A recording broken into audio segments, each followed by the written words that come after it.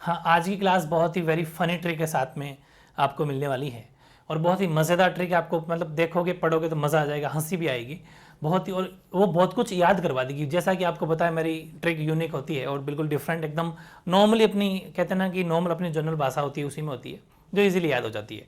कभी ये ट्रिक को अलग से याद करने की ज़रूरत नहीं पड़ती। वैसे ही अपन आज पढ़ेंगे बहुत इंपॉर्टेंट टॉपिक। ऐसा कोई कॉम्पिटिटिव एग्जाम नहीं, ऐसा कोई भी वैकेंसी नहीं जिसके अंदर आसियान से क्वेश्चन नहीं आता हो। बहुत इंपॉर्टेंट टॉपिक है आसियान, उसके बारे में अपन पढ़ने वाले हैं, ठीक है। और आसियान की फुल फॉर्म भी बहुत इंपॉर्टेंट है, तो हिंदी और इंग्लिश दोनों के अंदर अपन पढ़ने वाले हैं इसको। एसोसिएशन ऑफ, एस का मतलब साउथ, ए का मतलब ईस्ट, साउथ ईस्ट एशियन, ठीक है, एशियन, और एन का मतलब हो जाएगा नेशंस। हिंदी में हो जाएगा दक्षिण पूर्वी, दक्षिण या दक्षिणी पूर्वी लिख सकते हो, दक्षिण पूर्व राष्ट्रों का संघ, एशियाई राष्ट्रों का संघ, ठीक है। दक्षिण पूर्वी एशियाई राष्ट्रों का संघ या संगठन एक ही बात है, एशियाई राष्ट्रों का संगठन, तो यह संघ एक ही बात है। वेरी इंपॉर्टेंट है, फुल फॉर्म भी 1 मार्क्स में बहुत बार पूछी जाती है। फिर आसियान के बारे में हिंदी में से लिखते हैं इसको आसियान, ठीक है, ओके। और फिर अपन इसकी बात करते हैं थोड़ी एस्टेब्लिशमेंट की। आसियान की स्थापना कब हुई, स्थापना मतलब इसका एस्टेब्लिशमेंट कब हुआ। तो एस्टेब्लिशमेंट की अगर अपन बात करें, एस्टेब्लिश कब हुआ ये, तो बहुत इजी है, 8 अगस्त 1967 को, ठीक है। ये ऐसे याद कर लेना, 6 7 8 8, अगस्त में भी 8वां महीना है, तो 6 7 8 8, 8 अगस्त 1967 को जो आपके आसियान की स्थापना हुई। और एक्चुअल में जो संस्थापक कंट्री थी, मतलब जो फाउंडर कंट्री बोलते हैं अपन जिसको, फाउंडर कंट्री, संस्थापक देश मतलब जब इसको बनाया गया आसियान को, तो उस टाइम पर 5 संस्थापक देश थे। अभी उनकी ट्रिक बताने वाला हूँ ज़बरदस्त। फाउंडर कंट्री कितने थी, संस्थापक देश कितने थे जिन्होंने इसकी स्थापना करी, जिन्होंने इसको बनाया, तो 5 थे। हालांकि भी एट प्रेजेंट में कितने सदस्य देश हैं, 10, ठीक है, 10 सदस्य इसके अंदर होते हैं। 10 के 10 अपन को याद करना है, बहुत इंपॉर्टेंट है। और फिर एक इंपॉर्टेंट आती है हेडक्वार्टर की, मतलब मुख्यालय जो है, ऐसा मान लीजिए ऑफिस है, वो कहाँ है इनका, तो ऑफिस इनका है जकार्ता, जो इंडोनेशिया की राजधानी है, जकार्ता इंडोनेशिया, ठीक है। इंडोनेशिया की एक कैपिटल है, इंडोनेशिया की राजधानी है जकार्ता। किसकी राजधानी है, इंडोनेशिया। वेरी इंपॉर्टेंट है, यह आपको साइड में कहीं लिखना है। क्या बातें सीखी, आसियान की full form association of South east Asian Nations, यानी दक्षिण पूर्व एशियाई सब राष्ट्रों का संगठन। इसकी स्थापना की बात की जाए तो इसकी स्थापना हुई थी 8 अगस्त 1967 को, इसकी स्थापना हुई, एस्टेब्लिशमेंट हुआ। इसका हेडक्वार्टर या मुख्यालय जो है वो जकार्ता इंडोनेशिया के अंदर, इंडोनेशिया की राजधानी है जकार्ता, कैपिटल है, वहाँ पर हुआ।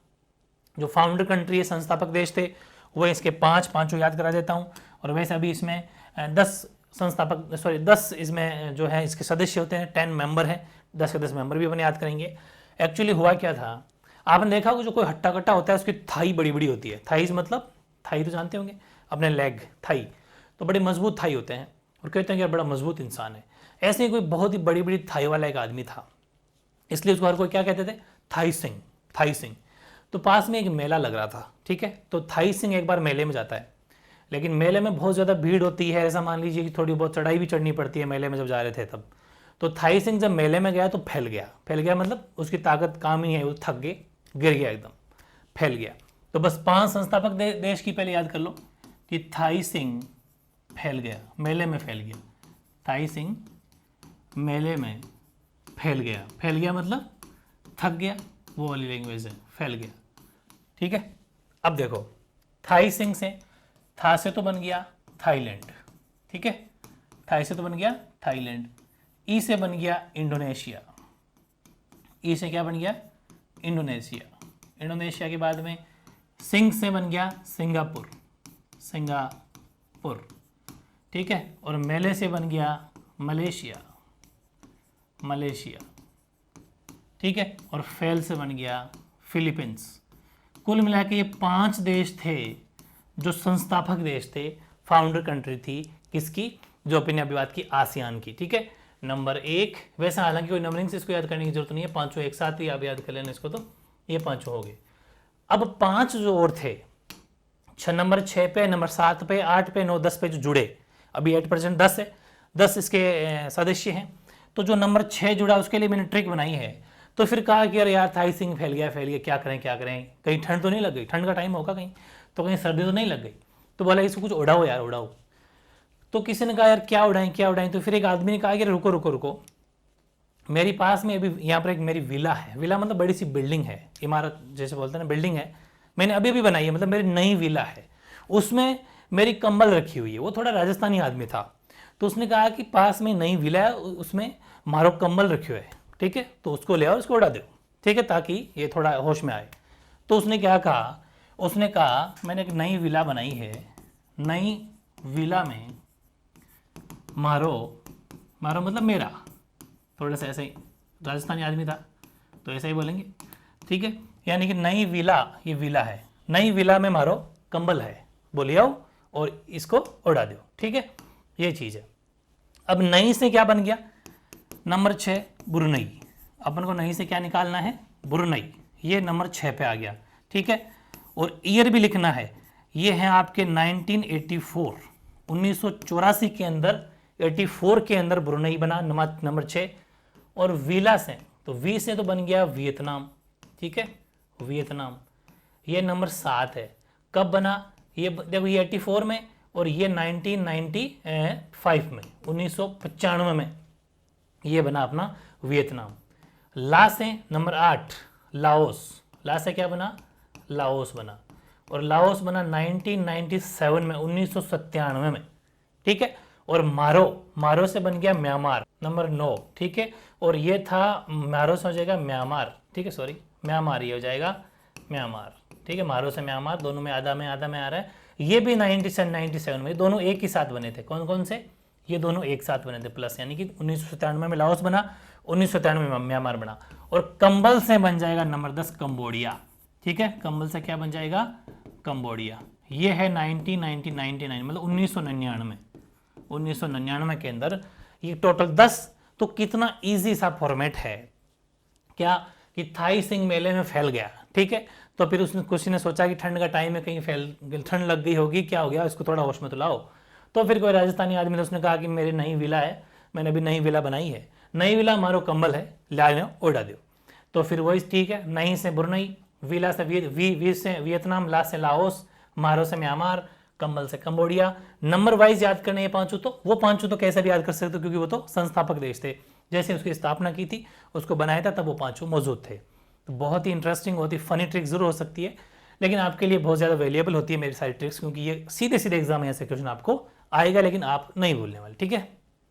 अब अपन बात करते हैं, कल अपने ईयू की बात करी, यूरोपियन संघ की बात करी, यूरोपियन यूनियन की बात की, आज अपन आसियान की बात करेंगे। आसियान और यूरोपियन संघ, ये जो भी है, दोनों बहुत बड़े ऐसानिक दल है, ऐसानिक संगठन बने। इन दोनों ने अपने अपने लेवल के ऊपर बहुत काम किया, और बड़े ही इन्होंने लड़ाई झगड़ा न अपनाते हुए सुख शांति के साथ में अपने वहाँ की इकोनॉमी को सुधारा। ये सब कदम आज पढ़ने वाले हैं। क्या आसियान था, क्या आसियान मेन ऑब्जेक्टिव थे, उद्देश्य क्या थे, क्या रीज़न थे, क्या इसके परिणाम कॉन्सिक्वेंसेस रहे, सब कुछ नोट्स मैंने फर्स्ट क्लास बना दिए हैं, प्रॉपर आपको वैसा समझा देता हूँ। लेकिन हाँ, इन नोट्स को आपको एज इट इज याद करना है, क्योंकि छोटे छोटे, मैंने कल जैसा बताया था कि नंबरिंग 1 2 3 4, एक बड़ा क्वेश्चन देके देंगे, चारों के आंसर दो एक एक नंबर में, इसलिए छोटे क्वेश्चन हो चाहे बड़े हो, बड़ा क्वेश्चन छोटे से बनता है, उसका जरूर ध्यान रखना। ऐसा मत सोचना कि बड़ा हो तो बड़ा एक ही क्वेश्चन आएगा, एक नहीं आ सकता। मेन चीज आसियान के उद्देश्य, ऑब्जेक्टिव्स ऑफ आसियान, मतलब क्यों बना आसियान। तो आसियान क्षेत्र में आर्थिक प्रगति को तेज करना तथा उसके आर्थिक स्थायित्व को बनाए रखना। एक बात तो ये था कि आसियान जितना भी क्षेत्र है उस एरिया के अंदर आर्थिक प्रगति को तेज करना तथा आर्थिक स्थायित्व को बनाए, जैसा अभी मैंने 10 देशों के नाम पढ़े भी, इन 10 के 10 क्षेत्रों में आर्थिक प्रगति करना है, और वहाँ पर मतलब आर्थिक स्थायित्व मतलब कुल मिलाकर इकोनॉमी को सुधारना है, ये है मेन चीज़। तो acceleration economic growth in the Asian region and maintain its economic stability. Second, सदस्य राष्ट्रों में राजनीतिक, सामाजिक, आर्थिक, सांस्कृतिक, व्यापारिक, वैज्ञानिक, तकनीकी और प्रशासनिक क्षेत्रों में परस्पर सहायता करना, एक दूसरे की हेल्प करना, यानी कि to assist the member states in the political, social, economic, cultural, commercial, scientific, technical and administrative fields.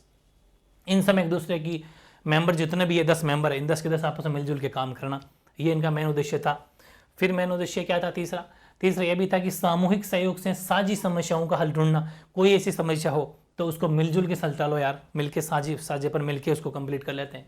Finding solution to common problems through collective collaboration, साझा बाजार तैयार करना, सभी के लिए एक मार्केट हो, सब वहाँ पर अपनी एक्टिविटी करें, वहाँ पर सामान बेचे या फिर जो भी काम करे, तथा सदस्य देशों के बीच में व्यापार और बढ़ाओ। अपने आप जितने भी 10 देश हैं आपस में इसका माल यहाँ लो, इसका वहाँ बेचो, करो आपस में एक दूसरे को थोड़ा ऐसा जो व्यापार है, जो बिजनेस है वो करो, यानी कि create common market and production basic within Asian states.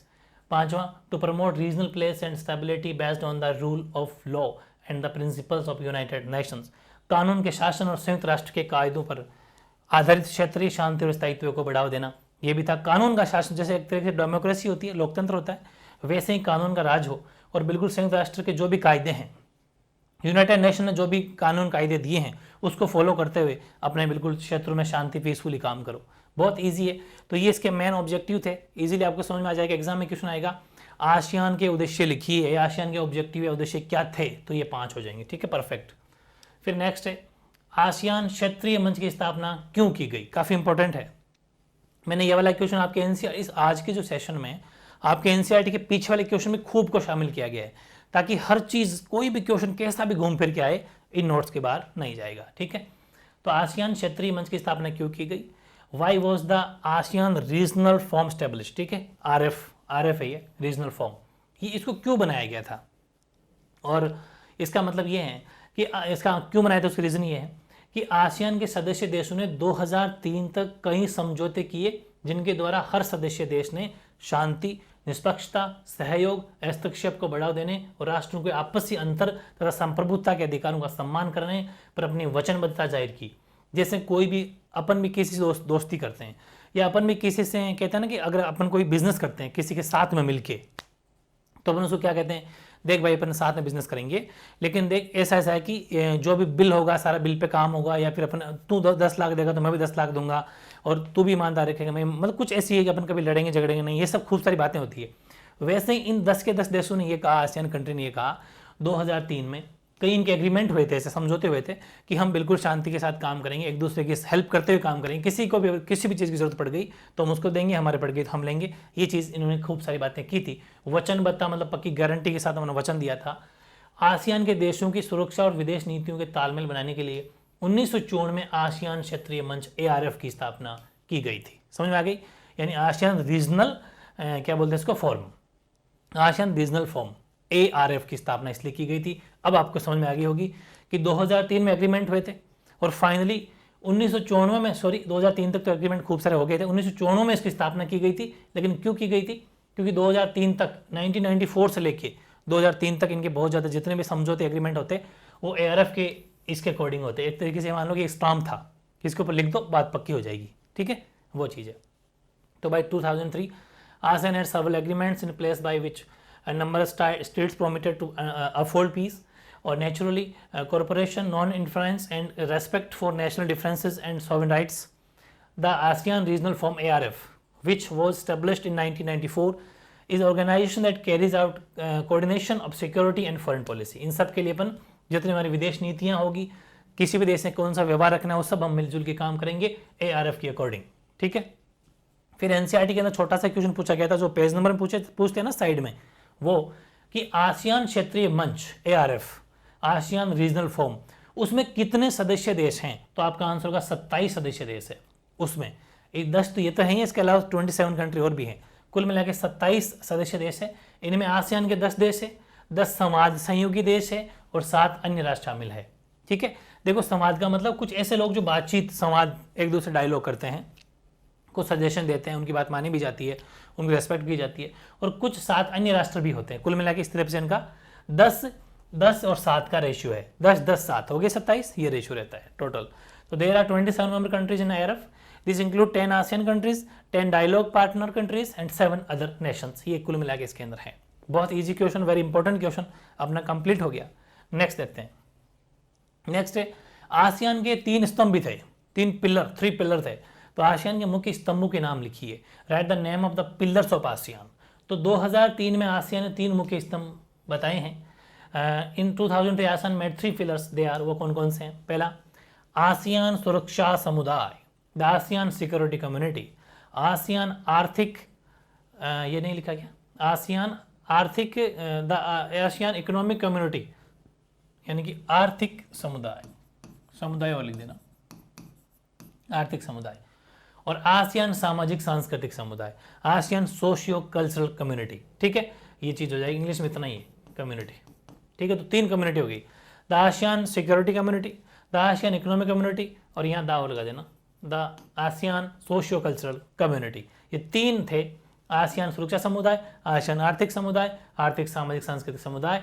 ये 3 पिलर थे, वेरी इंपॉर्टेंट, अलग से 1 मार्क्स से 2 मार्क्स में क्यों सीधा सीधा पूछा जाएगा, याद कर लेना। ठीक है, फिर एक छोटा सा नोट भी लिखा है मैंने, ये 1 मार्क्स के लेवल का क्वेश्चन है, बहुत ज़बरदस्त 1 मार्क्स में क्वेश्चन आ सकता है। ये क्या है कि आसियान वे, ठीक है, यानी इस आसियान की शैली किसे कहते हैं, तो आसियान वे का मतलब हो गया, या आसियान शैली की मतलब एक ही बात है, इंग्लिश में आसियान वे और हिंदी में आसियान शैली। ठीक है, तो आसियान सदस्यों के अनौपचारिक और सहयोगपूर्ण कामकाज की शैली, क्योंकि इनकी कहते हैं ना, लोग उन्हीं को फॉलो करते हैं जिनमें बातों में कुछ दम हो, जिनके काम करने की शैली ज़बरदस्त हो, तभी तो कहते हैं नहीं उनकी शैली है यार, उनकी तरह काम करो। तो आसियान इतना मिलजुल के देश ऐसा था कि मिलजुल के काम करता था, इसलिए सभी ने एक इसकी परिपाटी अपना ली कि आसियान शैली की तरह काम करो। तो इसका मतलब आसियान शैली क्या हो जाएगी कि आसियान सदस्यों के जितने भी इसके मेंबर थे, उनके अनौपचारिक और सहयोगपूर्ण कामकाज की करने की जो शैली थी वो आसियान शैली के नाम जानी जाती है। ज़बरदस्त आसियान वे यानी कि form of interaction among ASEAN members that is informal and corporative, जो आपस में सहयोगपूर्ण काम करते थे। नेक्स्ट क्वेश्चन छोटा सा, दोनों छोटे छोटे 1 मार्क्स के क्वेश्चन, ये भी 1 मार्क्स में आ सकता है, ये भी 1 मार्क्स में आ सकता है। वह कि क्या भारत दक्षिण पूर्व एशिया का हिस्सा नहीं है? भाई आपने कल पढ़ा था अपन आसियान के मेंबर, कल तो यूरोपीय संघ पढ़ा था, आज अपने पढ़ा आसियान के बारे में, तो आसियान में हम मेंबर नहीं है क्या? क्वेश्चन पूछा एनसीईआरटी की बुक में, जो पेज नंबर वाले क्वेश्चन होते हैं कि क्या भारत दक्षिण पूर्व एशिया का हिस्सा नहीं है? भारत के पूर्वोत्तरी राज्य आसियान देशों के इतने निकट क्यों है? जब हम दक्षिण पूर्व एशिया का हिस्सा नहीं है तो फिर इतना नज़दीक क्यों है? तो हालांकि अपन दक्षिण आसियान के सदस्य नहीं हो, तो अपन पढ़ लिया 10 के 10 में हमारा कहीं नाम ही नहीं है, तो भारत दक्षिण पूर्व एशिया का हिस्सा नहीं है, एक बात तो ये, बल्कि ये दक्षिणी एशिया का हिस्सा। हम कौन से एशिया में आते हैं? हम साउथ एशिया के पार्ट में आते हैं, हालांकि दक्षिण पूर्व एशिया में हम नहीं आते, हम दक्षिण एशिया में आते हैं। भारत आसियान देशों का पड़ोसी देश है, इसलिए भारत के पूर्वोत्तरी राज्य आसियान देशों के काफ़ी नज़दीक है और बोलचाल की मतलब जो क्या बोलते हैं उससे अच्छे संबंध है। तो is not India part of South East Asia? The north eastern state are so close to the ASEAN countries. तो आंसर होगा India is not part of South Asia, South East Asia sorry, rather is a part of South Asia. हम तो भाई हमारे Asia महाद्वीप में आते हैं, एशिया कॉन्टिनेंट में आते हैं, लेकिन वो भी एशिया में कौन से? दक्षिण एशिया में, साउथ एशिया में आते हैं। India is a neighbouring country of ASEAN countries, so the north eastern state of India are very close to ASEAN countries. बहुत ज़बरदस्त आंसर हो जाएगा 1 मार्क्स में। नेक्स्ट, ये भी एनसीईआरटी बुक का क्वेश्चन है, पीछे वाला चैप्टर के पीछे वाला, कि आसियान विजन 2020 की क्या मुख्य बातें हैं? बहुत इंपॉर्टेंट क्वेश्चन है। What are the component of the ASEAN vision 2020? तो आंसर ये हो जाएगा कि आसियान विजन 2020 के अंतर्गत अंतर्राष्ट्रीय समुदाय में आसियान की एक बहिर्मुखी भूमिका को प्रमुखता दी गई है। बिल्कुल, आसियान अंतर्राष्ट्रीय समुदाय जितने भी मतलब इंटरनेशनल कम्युनिटी जो भी हैं, उसमें आसियान का नाम बड़ी रिस्पेक्ट के साथ में लिया जाता है और उसकी बहुत बड़ी भूमिका है, इंपॉर्टेंस है। An outward looking role for ASEAN in the international community. दूसरा, आसियान द्वारा टकराव की जगह बातचीत द्वारा हल निकालने की नीति पर बल दिया गया है। इस नीति से आसियान ने कंबोडिया के टकराव एवं पूर्वी तिमोर के संकट को भी संभाला है। आसियान बहुत ज़बरदस्त, आसियान से मैंने कहा ना, आसियान शैली पे लोग चलने के लिए तैयार हैं, क्योंकि इन्होंने हमेशा लड़ाई झगड़े को टाल के बातचीत से सुलझाने पर जोर दिया कि हमें बातचीत करके सुलझाना चाहिए। लड़ाई झगड़े में दोनों तरफ ही नुकसान होता है।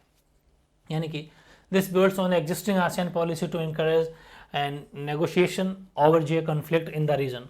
दस ASEAN has mediated the end of the Cambodian conflict. है तो कम्बोडियन कॉन्फ्लिक्ट हुआ था, कम्बोडिया में बहुत बड़ा कॉन्फ्लिक्ट हुआ था, उसको रोक दिया इन्होंने। ज़्यादा उसके अंदर नहीं जाना, बस इतना सा आगे निकलना, क्योंकि बहुत बड़ा चैप्टर हो जाएगा, पॉलिटी है।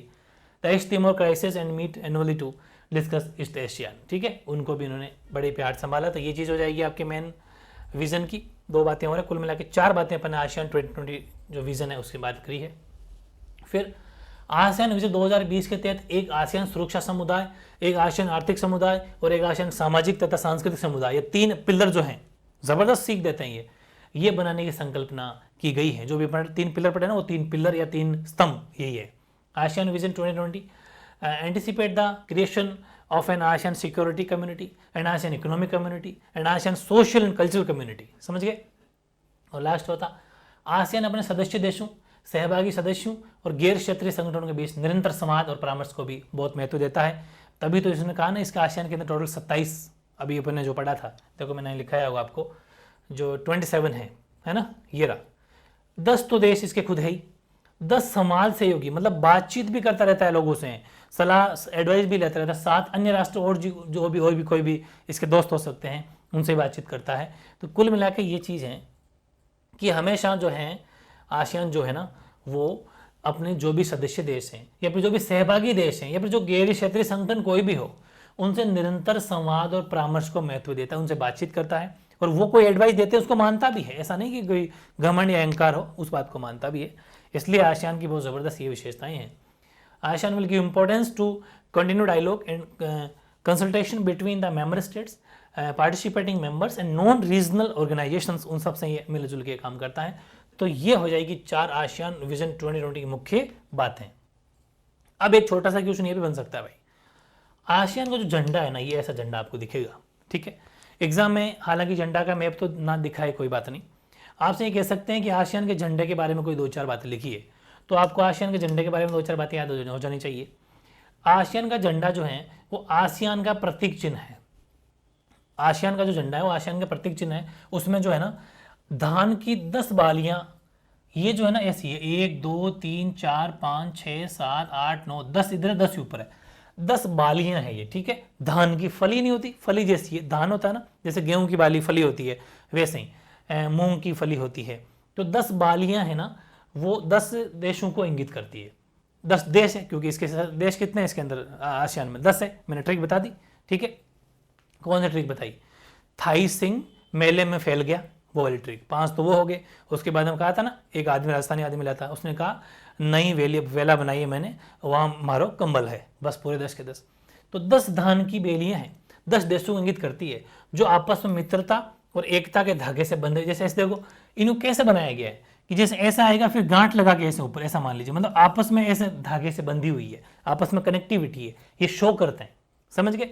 ऐसे ही नेक्स्ट हो जाएगी, तो मतलब बहुत ज़बरदस्त तरीके से ये मैप अपने आप को शो करता है कि जो आपस में मित्रता और एकता के धागे में बंधी हुई है। बात आती है सर्कल का क्या मतलब है, तो वृत्त जो है वो आसियान की एकता का प्रतीक है कि हम सब इसके अंदर आते हैं, ऐसे चारों ओर ये हम एक ही जगह सेफ है, सिक्योर है, एकता का प्रतीक है। The ASEAN flag in ASEAN logo, the 10 stalks of paddy, जो कि राइस धान की हो सकती है, चावल की हो सकती है, represent 10 South East ASEAN countries bound together in friendship and solidarity. The circle symbolise the unity of ASEAN. देखो ये जो 10 बाली बनाई गई, ये धान की, चावल की बनाई जा सकती है। मैंने एक एग्जांपल दिया फली का, बाकी ये राइस लिखा हुआ इंग्लिश के अंदर, तो राइस से बनाई जा सकती है, वो उससे अपन को कोई लोड नहीं लेना, अपन को तो ये बातें याद करनी है, कुल मिला कैसे याद करें, ठीक है। फिर नेक्स्ट क्वेश्चन है कि यूरोपीय संघ को क्या चीजें, अच्छा ये आसियान कंप्लीट हो गया, आसियान यहीं तक था, आसियान का टॉपिक अपने लिए कंप्लीट। अब मैं एक चीज कराऊंगा, जो कल अपने पढ़ा था यूरोपियन संघ, EU, उसने काफी बढ़िया क्वेश्चन जो NCERT में पीछे दे रखा था, वह क्वेश्चन मैंने लिया है। अगर आपने वहां नहीं उतारने के लिए जगह हो तो अब उतार लेना, कोई बात नहीं। ये अपने यूरोपियन संघ का ही क्वेश्चन है, ठीक है। और अभी आपके पास जगह छोड़ रखी हो यूरोपीय संघ के पास बाद में, तो इसको वहां पर भी उतारा जा सकता है, क्योंकि ये टॉपिक कल वाला है। बहुत बढ़िया क्वेश्चन था, इसलिए मेरे को उसको लेना पड़ा। ये भी आपके NCERT बुक के पीछे वाला क्वेश्चन है, इसलिए NCERT बुक के पीछे वाले as it is question board के एग्जाम आते भी हैं जो सिलेक्टेड होते हैं। जैसे कि यूरोपीय संघ को क्या चीजें एक प्रभावी क्षेत्रीय संगठन बनाती है, या फिर यूरोपीय संघ को प्रभावशाली संगठन बनाने वाले किन्हीं 4 कारकों की व्याख्या कीजिए। What makes the European Union a highly influential regional organisation, या फिर European Union highly influential regional organisation. देखो एक बात है, आप चाहो तो ये चारों बातें पढ़ी हुई है अपनी, है ना, तो कहीं पर भी ऊपर क्वेश्चन लिख के भी छोड़ सकते हो कल वाली क्लास में, या फिर इसको उतार लो एक तरीके से फिर से, क्योंकि ये बता रहे कि ऐसा क्वेश्चन अगर आ जाएगा तो कैसे आंसर देना है। आंसर अपन देखेंगे सीधा, यूरोपीय संघ यूरोपीय देशों का एक सा राजनीतिक संगठन है जिसका अपना झंडा है, अपना राष्ट्रगान है, अपना स्थापना दिवस मनाते हैं, अपनी मुद्रा है यूरो। ये सब बातें मैंने कल बता दी। इससे साझी विदेश नीति और सुरक्षा नीति में भी मदद मिली है। मतलब क्वेश्चन तो समझ गया ना, ऐसी क्या चीज है जो यूरोपियन यूनियन को इफेक्टिव दिखाती है, प्रभावी दिखाती है, लोगों की नज़र में नाम है उसका। तो पहली चीज़ तो ये कि वो एकदम साझे मिलजुल के काम करते हैं। अपना खुद का झंडा है, अपनी खुद की करेंसी है, अपना खुद का फाउंडिंग डेट अब मतलब स्थापना दिवस मनाते हैं, ये सब है। और सब मिलजुल के साथ साझी विदेश नीति है, ये कारण है। The European Union is a political organisation of European countries that has its own flag, own national anthem, foundation day and currency. This had helped a common foreign policy and security policy. और सभी देशों की, जितने भी यूरोपीय संघ में देश आते हैं, उनकी सेम विदेश नीति है, सेम सुरक्षा नीति है, सेम फॉरेन पॉलिसी है, सेम सिक्योरिटी पॉलिसी है। बहुत बड़ी चीज़ है जो अपने आप में प्रभावी दिखाती है। दूसरा अलग दिखाती है। दूसरा है यूरोपीय संघ ने सहयोग की नीति अपनाते हुए यूरोप के देशों में परस्पर सहयोग को बढ़ावा दिया, इससे इसका प्रभाव बढ़ाया। देखो जैसे आसियान काम कर रहा है, आसियान और ईयू, इस दोनों टॉपिक को इस चैप्टर में क्यों जोड़ा, क्योंकि दोनों ही वो चीज़ें हैं। ऐसा मान लीजिए आसियान हो चाहे ईयू हो, यूरोपियन संघ हो, दोनों के दोनों हमेशा सहयोग से काम करते हैं, बातचीत से मुद्दे सुलझाने में विश्वास रखते हैं, लड़ाई झगड़े में बिल्कुल दोनों दूर हैं। इसलिए इन दोनों को अपन एक साथ पढ़ रहे हैं, ये ध्यान रखना। The European union has promoted mutual corporation among the countries of Europe bye adopting the policy of corporation. This has increased its effect, इसीलिए इसको ये प्रभावी बनाता है। तीसरा पॉइंट देखते हैं, यूरोपीय संघ का आर्थिक प्रभाव बहुत ज़बरदस्त है। जैसे कि अपने पहले ही बात की थी, बहुत ज़बरदस्त है, लगभग अमेरिका के बराबर है, ठीक है। और इसकी जो इकोनॉमिक एक्टिविटी है, जो ये बिजनेस करने की गतिविधियाँ, इस वजह तो 3 गुनी ज़्यादा है अमेरिका से, ठीक है। तो ज़बरदस्त है। और 2016 में विश्व की दूसरी सबसे बड़ी अर्थव्यवस्था थी तथा आज इसका घरेलू उत्पाद 17,000 अरब डॉलर था, जो लगभग अमेरिका के ही बराबर है, ठीक है। और विश्व व्यापार में इसकी हिस्सेदारी अमेरिका से 3 गुनी ज़्यादा है। ये है बात, इसकी विश्व व्यापार करने की जो हिस्सेदारी है उसमें तो 3 गुनी ज़्यादा यूएसए से। और विश्व व्यापार संगठन के, जो अपन WTO बोलते हैं ना, WTO विश्व व्यापार संगठन, वर्ल्ड ट्रेड ऑर्गेनाइजेशन, ठीक है, इसके अंदर भी ये जो लगभग अमेरिका के एक महत्वपूर्ण समूह के रूप में कार्य करता है। एक महत्व, क्योंकि मैंने कहा था ना यूरोपीय संघ जो है, क्योंकि उसके अंदर जो उसमें क्या बोलते हैं सिक्योरिटी काउंसिल के भी उसमें एक देश है, तो उससे भी फर्क पड़ता है। इसकी आर्थिक शक्ति जो है कहाँ ये कार्य करता है, इसकी आर्थिक शक्ति का प्रभाव इसके नज़दीकी देशों पर ही नहीं बल्कि एशिया और अफ्रीका, दूर दराज के देशों पर भी इसका इफेक्ट रखता है। इसकी मुद्रा यूरो अमेरिका डॉलर के प्रभुत्व के लिए खतरा बन सकती है, ये इसका असर है। ये वो सब बातें हैं जो यूरोपीय संघ को एक अलग नज़र से, ऐसे कहते हैं कि यूनिक तरीका या फिर ऐसा माने प्रभावी तरीका बताते हैं। The economic influence of European Union is tremendous. In 2016 it was the second largest economy in the world and had a GDP is 17 trillion, almost the same as that of the USA. Its share is world trade, it's 3 times more than that of America. America बोल दो चाहे US बोल दो, ठीक है। It also acts as an important group within the World Trade Organization, जिसको अपन WTO बोलते हैं, which is almost always the US, जो कि US के लगभग बराबर है। और the impact of its economic power is not only on the countries near it but also on the far-flung countries of Asia and Africa. वहाँ पर भी अपना असर रखते हैं, एशिया और अफ्रीका में भी इसका वजूद है। और its currency can become a threat to the dominance of euro, US dollar के लिए कहीं ना कहीं जो यूरो है दिनों दिन मजबूत होता जा रहा है, तो कहीं ना कहीं खतरा पैदा कर सकते हैं, जैसा कि अपने कल पढ़ा था। और फिर 4th पॉइंट इसी का, यूरोपीय संघ का राजनीतिक और कूटनीतिक प्रभाव भी कम नहीं है। इसका एक सदस्य देश फ्रांस सुरक्षा परिषद का स्थायी सदस्य है। यूरोपीय संघ के कई और देश सुरक्षा परिषद के अस्थायी सदस्यों में शामिल है। इसके चलते यूरोपीय संघ अमेरिका समेत सभी मुल्कों की नीतियों को भी प्रभावित करता है। ये बातें अपन कल पढ़ चुके थे। The EU also has political and diplomatic influence. One member of the EU, France, holds permanent seat on the UN security council और the EU includes several non permanent members of the UNSC, ठीक है। यानी कि UNSC का मतलब हो जाएगा United nation security council. 5वां, यूरोपीय संघ के पास विश्व की दूसरी सबसे बड़ी सेना है, बहुत बड़ी चीज़ है। इसका कुल रक्षा बजट अमेरिका के बाद सबसे अधिक है। सब बातें कल पढ़ चुके थे। इसके एक देश का, फ्रांस के पास परमाणु हथियार है। एक देश फ्रांस है, उसके पास परमाणु हथियार है। और जबकि अंतरिक्ष विज्ञान तथा संचार प्रौद्योगिकी के मामले में यूरोपीय संघ विश्व में सेकंड रैंक के ऊपर है। EU combined armed forces are the second largest in the world. Its total spending on defense is second after the US. ठीक है, one EU member state France has nuclear assets. It is also the world's second most important source of the communication and technology. ये सब बातें हैं जो किसको, EU को, European संघ को जो है एक प्रभावी बताती है, एक इफेक्टिव ऑर्गेनाइजेशन बताती है, जिसका मतलब कहते हैं ना कि जिसकी हर कोई सुने, ऐसा पावरफुल बनाती है। अब क्या करा कि एक क्लास मैंने इसके लिए, हालांकि मैंने आपको पहले तो ये कहा था कि 2 क्लास में कंप्लीट हो जाएगी, लेकिन बहुत बड़ा वीडियो हो जाता, बहुत बड़ी क्लास हो जाती और अलग अलग टॉपिक पढ़ने में मजा आता है। जैसे अपने फर्स्ट में EU पढ़ा, ये क्वेश्चन खैर उसी का है, यूरोपियन संघ पढ़ा, यूरोपियन यूनियन पढ़ा, आज अपन ने आसियान पढ़ लिया शानदार तरीके से, ट्रिक्स के साथ में आसियान कंप्लीट हो गया। अब एक क्लास रखेंगे चाइना के बारे में, चाइना और भारत के क्या क्या रिलेशंस हैं, चाइना भारत को कहाँ कहाँ आंख दिखा रहा है, कहाँ कहाँ प्रॉब्लम क्रिएट हो रही है, और भारत और चाइना कैसे रिलेशन संबंध, सारी बातें अपन चाइना की, और चाइना की जो इकोनॉमी है वो क्यों इतनी ग्रोथ कर गई, जो कि बहुत ज़्यादा खराब थी, बहुत अच्छी तेज़ तरक्की कैसे कर गई, ये सब बातें भी अपन उस नेक्स्ट क्लास में पढ़ लेंगे। उसके बाद अपना चैप्टर कंप्लीट हो जाएगा। वो क्लास भी आपको आज ही मिलेगी, ये चैप्टर पूरा आज ही आपको कंप्लीट याद करके सोना है, ठीक है, ओके।